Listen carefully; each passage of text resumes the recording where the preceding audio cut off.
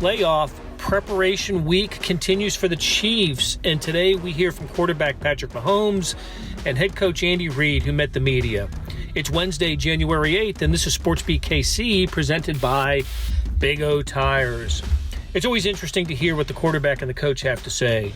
Mahomes spoke to this team's swagger and having left tackle Eric Fisher back for this game. The Chiefs lost to Houston during the regular season. That was one of the games Fisher missed with an injury. Fisher likely will be aligned opposite Texans star J.J. Watt. After a break, Andy Reid responds to questions about preparing to play a team for its second time during the season. If the Chiefs win on Sunday, he'll answer the same question next week because the opponents in the other divisional round game, the Ravens and the Titans, were Chiefs' opponents this season. We'll also hear Reid on how he plans to use the running backs, especially veteran LaShawn McCoy, in the playoffs. And something I thought was most interesting toward the end of the interview was a thought on the advantage for Patrick Mahomes playing in the postseason for the second time. But first, here's what Patrick Mahomes had to say on Wednesday. How different is it this year for you going into the playoffs? Last year, MVP season, throwing for a lot, having just a lot of points on the board. This year, with a more balanced team, does it feel different going into the playoffs than it did a year ago? For me, I think the only thing that's really different is just having the experience, being able to play in games like this at Arrowhead, and being able to win one and lose one. And so I understand that how much every single play counts, how much every single rep in practice counts, and how you have to really take advantage of every single opportunity that you get. Andy mentioned that the game speeds up in the playoff. On that last year against the Colts, when that sort of hit you, the game was a little bit of a different speed. I think you can feel it in pregame warmups. You can feel the intensity. You can feel how much faster everybody's moving around, how much every single play counts. And you get out there in warmups and you feel that energy, and you have to make sure that you kind of maintain and find a way to do whatever it is to put your team in the best situation every single play. We asked Coach a little bit about his incredible record coming off byes and what his approach is during bye weeks that has allowed for that kind of success. What is your own opinion on what allows Coach Reid to have the kind of success that he does coming off byes? How does he prepare you guys so well? I think he does a good job of letting us heal our bodies, but at the same time keeping us in that same rhythm, that same thing that we have going all season long. He's gotten a good feel for it, understands how to make sure our heads are still in the game and we're still preparing for that next game, even if we don't know necessarily who we're playing. And at the same time, we're healing our bodies and making sure that we're able to play fast when we get there. And so that's something that he's really kind of mastered as he's gotten his coaching career throughout the years. When you think back to that Week 6 game, just where are you health-wise, maybe compared to, I know you had that lingering ankle thing in Week 6. Where are you health-wise, you think, compared to that? Yeah, obviously the ankle thing has felt better and better as the season's gone on, and I've been able to heal that up. But, going out there, I still think I'm going to be able to move and do all this similar type of things. I know I kind of banged it around that game, but going in, I'm definitely feeling good and ready to go out there and just play a football game. I just asked Coach this a few minutes ago, but for you, similar to going up against the division team that you're so familiar with them, how much easier is the process in preparing for a team that you faced already with the schemes? So when you're sitting down for game plan meetings, that you have a better idea, you're not starting from scratch with a new look? Yeah, I think it's better when you can understand each and every player and kind of what they do and what things they're really good at and what things they don't do as well, and you're able to kind of figure out exactly how you want to attack. Obviously this defense has a lot of really good football players on it, so we know it's going to be a challenge, and so we're just excited for the opportunity to go out there and play against one of the best teams in the football league at this time of the year. During the bye week, you had enough time to kind of look back at yourselves. What did you kind of learn about yourselves going into the playoff run offensively that you feel that maybe you guys should improve upon more, things that you could correct? I think it's just keep getting better at what we're doing. I think we've done a good job of keeping it balanced, running, throwing, whatever it is, the screen game, and really everything, and just trying to do what we can to keep this offense rolling. And I think if we can just keep majoring on the details and focusing in on it, that we'll keep being able to put up points when we need to. As you watch the games on Saturday, you're sitting there watching these playoff games, you're waiting for your opponent, right? Mm-hmm. How many times did you think it was going to be this team and that team and the other team? What was your Saturday like watching these things? Yeah, I didn't necessarily focus on who it was going to be.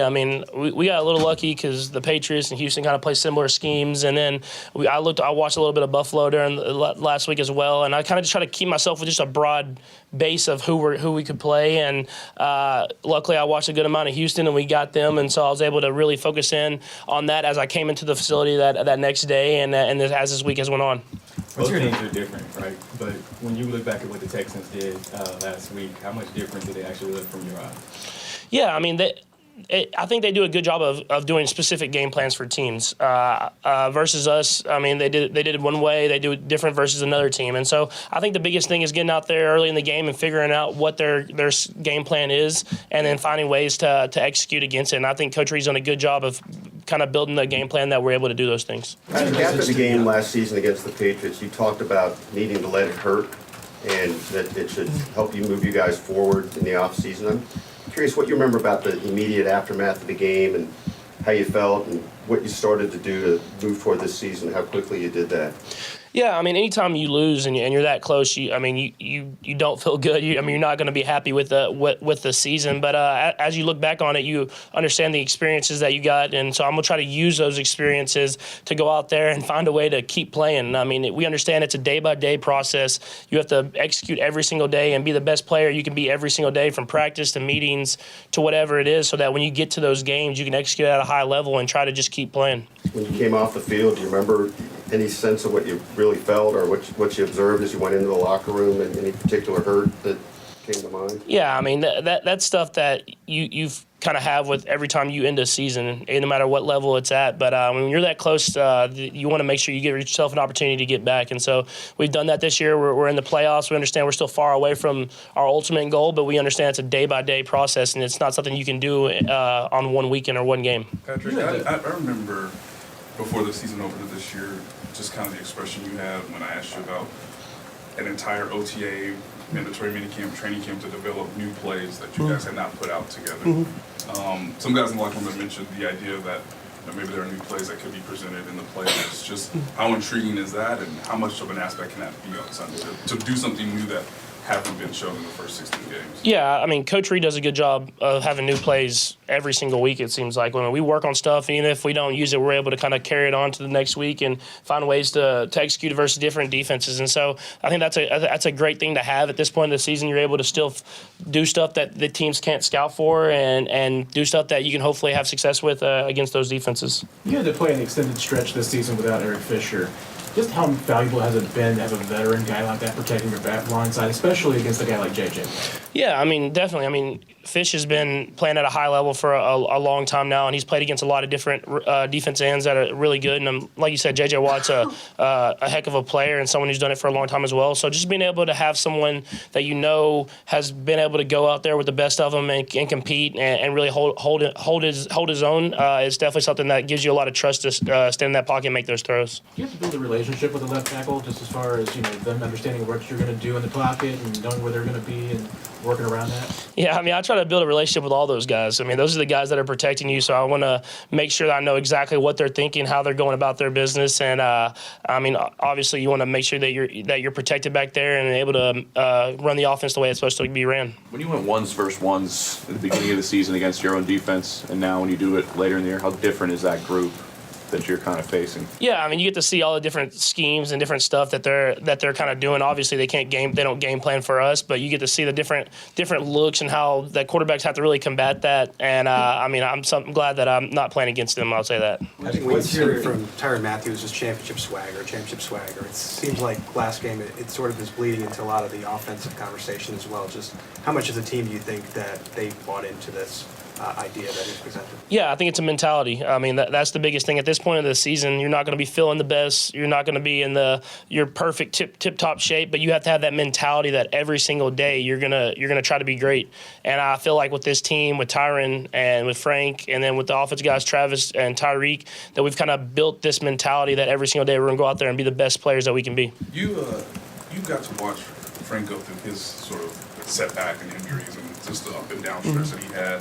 Obviously, everybody knows about your injury. Just from your vantage point, going through what you went through, what was it like to sort of see him do his own sort of version of perseverance through this regular season? Yeah, I mean, it's been awesome to see him kind of come on as late as he's gotten healthy and been able to do the things that he normally does. I mean, being last year playing against him, I understood that he's a good football player that's always around the quarterback, and you see him go throughout the season and he has his things or whatever it is, and kind of now getting healthy, you can see how much he can really impact the football game. And so I understand that with our defense, they're kind of all coming into their own now and really impacting the game. And so we're going to try to do our part as an offense to find find ways to win football games. Patrick, I understand AFC Championship game loss stuck with you for a bit. I'm curious, how long did the anger phase about that loss last? I think it wasn't until after the Super Bowl. I think I kind of went away and you watched the Super Bowl last year and you're like, man, I wish we were in that game. But after that, I kind of just went right back to working out, getting my body in the best shape possible, and trying to prepare to be in moments like we'll be in this weekend. I know it's the other side of the table, but what do you see out of Deshaun Watson kind of from week 6 to now? Did you see, and then obviously the playoff game where he has an ability to kind of escape tacklers and never give up mentality? Yeah, I mean, if you've watched Deshaun since college, and I'm sure even since high school, they're never out of a game. I mean, he's someone that can make big plays happen no matter what the scenario is, and he's going to fight until the end. And so you know that going into the game, so you know that coming in as an offense and as a defense and as a team, you have to make sure that you're on top of it all game long. It's going to be a 60-minute fight or even longer or whatever it takes. I mean, you have to make sure that you come in with that mentality that you're going to play your best football every single snap. What are your expectations of what the atmosphere is going to be like, and then what's your message to fans and the mentality they need to bring when they come to Arrowhead on Sunday? Yeah, I mean, I don't even have to say it. I mean, they're going to be there and they're going to be loud, and so the atmosphere is going to be amazing. We'll be able to enjoy it. We're going to go out there and we're going to play our best football and try to find a way to get a win, and I'm sure that crowd will be a big help in that. On that note with Deshaun, this is going to be the second year since 2003 where the AFC Super Bowl quarterback isn't Brady or Roethlisberger or Manning. And now you and Deshaun and Lamar Jackson all still alive in this phase of the playoffs. Going to be somebody else. What do you see whenever you look at those guys and kind of the idea of this new class of young quarterbacks trying to fight for the AFC? Yeah, I mean, obviously it's exciting. You're getting to play guys that you've kind of seen around as you've kind of gone through either the recruiting cycle or being in college and then now in the NFL. And so you understand that they're good football players. They have really good football teams. And, I mean, you just want to be in this part of the season and be able to play for something. And I'm excited that I have a team around me that we'll be able to go out there and play our best football and hopefully win. Do you feel any of the weight of that generation of guys not being here in this moment this season? Not necessarily. I mean, for me, it's all kind of that same mentality. No matter who it is, we have to go out there and do what we do as an offense, as a team, in order to win. And we understand that the challenge is going to be high, but we're going to still play our best football. And success throwing the football down the field, Pat. What is the successful part for you? Is it feel? Is it the chemistry, the timing? Andy said it was timing. What do you? Yeah, I think the biggest thing is just knowing when to take your shots and when to kind of go for the big play. It obviously helps that I have really fast guys running routes for me and that can go out and catch the ball. But, just being on the same page with those guys and giving them chances to make plays. Okay, thanks, guys. If your steering wheel has more traction than your actual tires, that's a big O no. Thankfully, for all your car's big O no's, there's always a big O yes. Now through February 2nd, buy 3, get 1 free on select sets of 4 Aspen Touring AS or Mesa AP2 brand tires with paid installation purchase. Big O Tires, the team you trust. Disposal fees extra and up to 10% shop fee based on non-discounted regular retail price not to exceed $35 where permitted. See store for pricing. Eligibility may vary. Not valid with other offers at participating locations. No cash value. Hey, it's Blair. Hey, we have a special subscription offer for SportsBeat KC listeners. Unlimited digital access to the Kansas City Star's award-winning sports coverage. Sign up now for 1 year of Sports Pass for access to all the sports news, features, and columns we have to offer. And it's only $30. That's a 40% savings off our regular rate. For your convenience, your subscription will automatically renew after the initial term at $50 unless you tell us to cancel. A lot of subscription services won't tell you that. They'll just sneak it on there.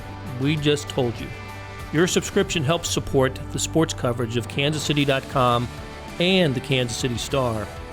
Please visit kansascity.com/SportsBeatKC offer to get this special offer. And as always, thanks for listening.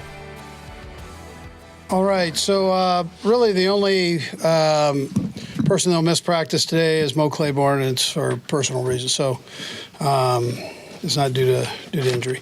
Everybody else will practice. Look forward to the challenge of playing the Texans. We know they're a good football team, so we got to get ourselves ready, and we're going to go through the process of that and get ready again for play against a good football team and a great atmosphere here at Arrowhead. So with that, time's yours. Andy, what makes a good deep passing game in your eyes? Kind of the way you've developed it over the years. Completions. It's got to be worked timing-wise with the quarterbacks and the receivers, tight ends, running backs in some cases. So there's just there's a ton of timing and work that goes into that. So and then practicing it, having good players, good quarterbacks. So. Coach, I know it works both ways, but when you're facing a team for the second time, I know you do it within the division, but does it get easier during your game plan meetings when you're talking with the players because everybody's so familiar because you've faced them before that you can get a little bit more done in that way?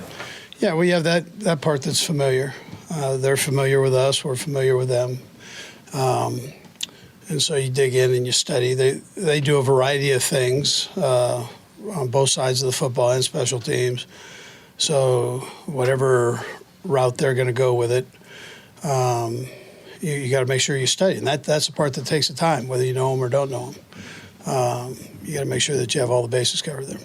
Andy, with everything that occurred with Patrick in terms of injuries and then the amount of injuries you had to certain skill position players, how fortunate is it to not only get the bye week, but that it appears that Patrick and all the skill position players are as healthy as you could want going into January? Yeah, I mean, this time of the year, I think that's a good thing. You're right. I mean, it's a long season, 17 weeks into it, and it's good to have those guys out there and running around. So, I mean, that's a plus. I think Bill would probably tell you the same thing on the other side. Having his guys there is a plus. So, as much continuity as you can keep, you appreciate. One thing we talked about is the speed the game picks up in the playoffs. What gives you the confidence that Nicole is ready for this amount of national spotlight in this type of game? Yeah, well, first of all, he came from a major college, so he's used to playing in front of big crowds and at a high level. I'm not that worried about him in this atmosphere. Not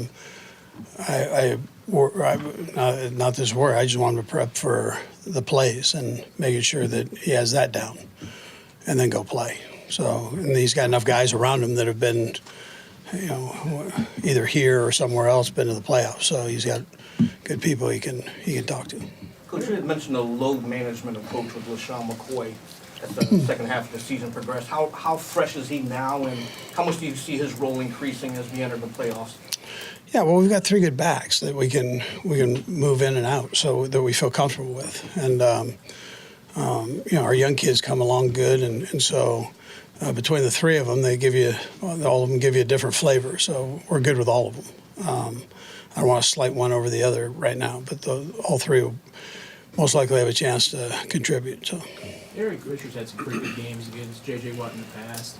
What is it that's really helped him build into the reliability you've had there on the backside of the quarterback and his success against J.J.?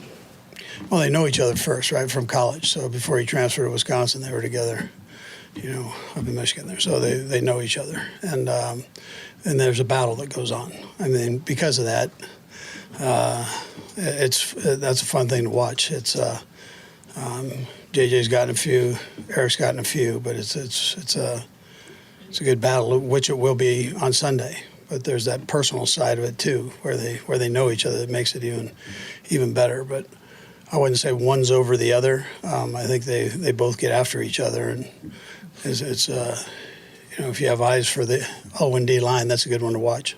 We kind of like to follow up what BJ was talking about when you face a team a second time. I know it's the playoffs and nobody needs any motivation, right? Because you lose, you go home. But do you find that there's an advantage? If you've won, you're extra confident. If you've lost, you've got more motivation to prove that you're better. Is there an edge that comes one side or the other?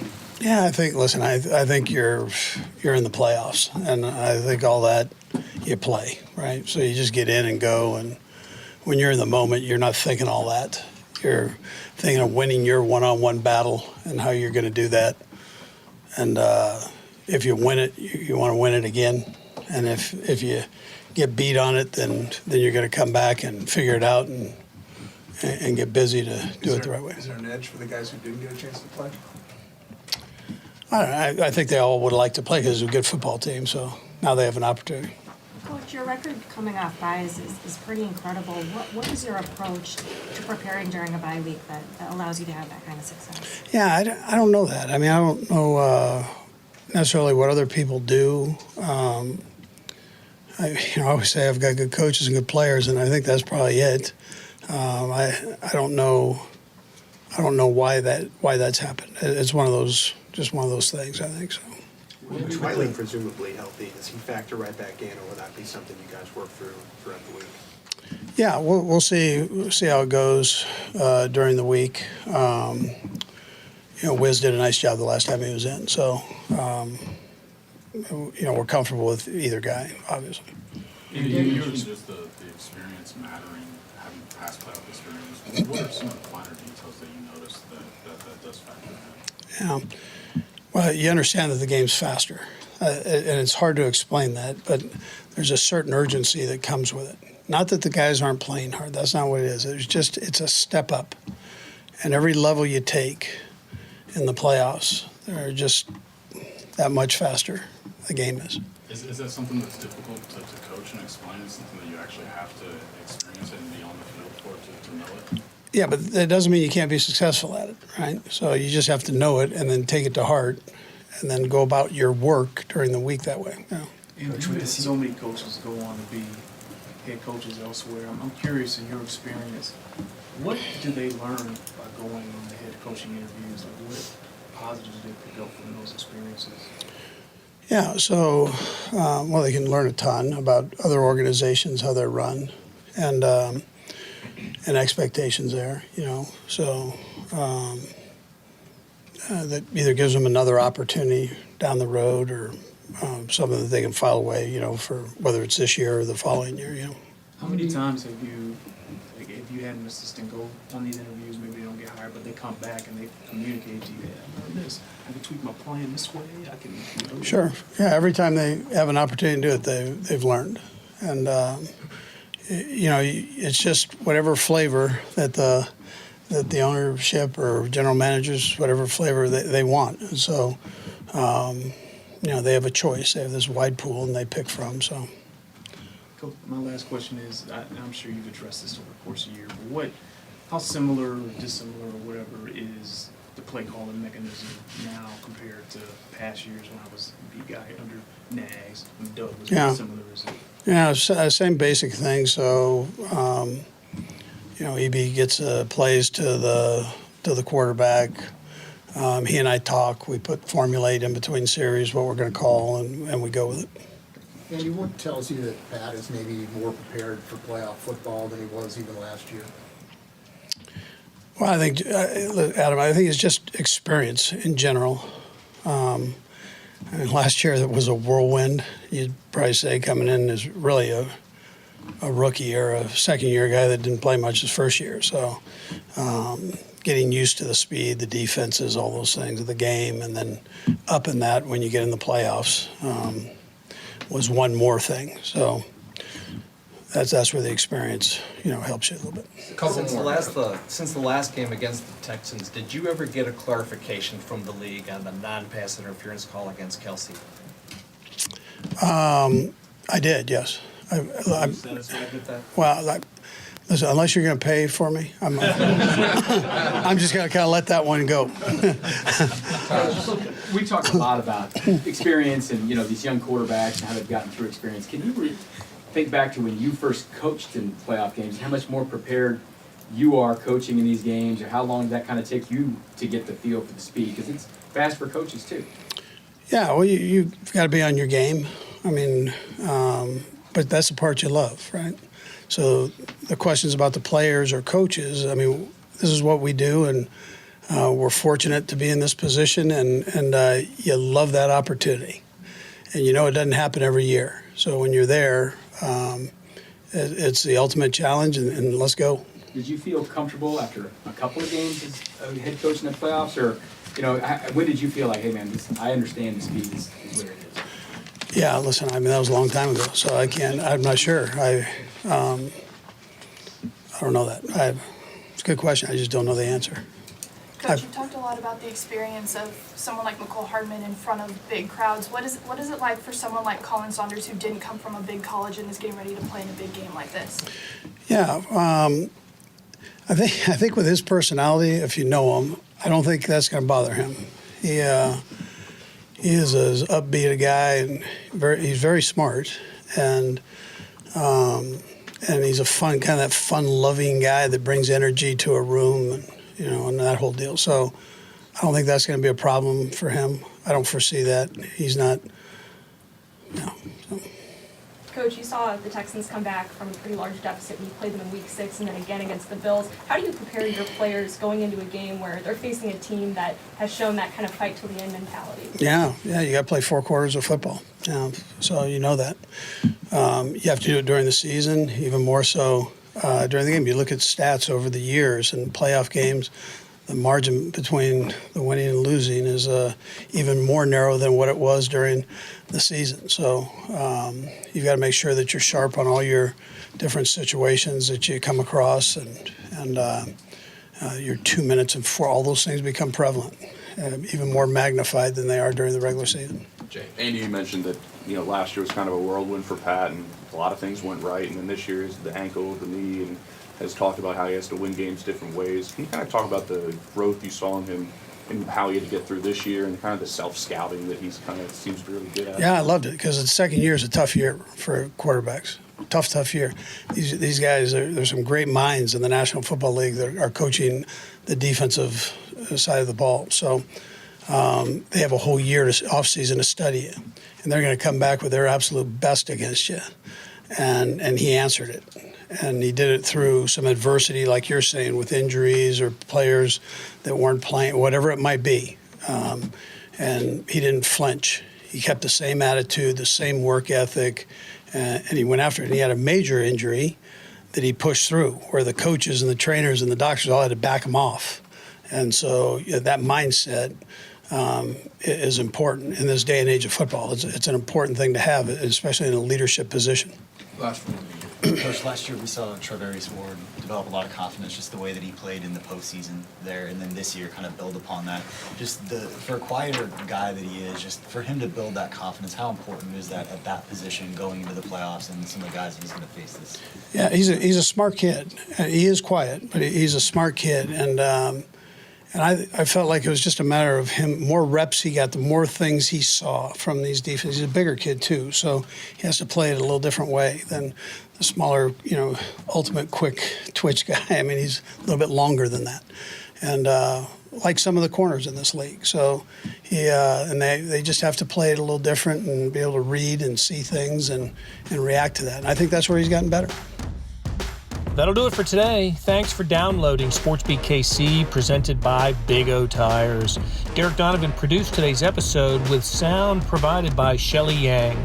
Hey, please take a moment to rate, review, and share this podcast. Every interaction helps. We'll be back on Thursday for another episode of SportsBeat KC, where we talk sports in Kansas City every day.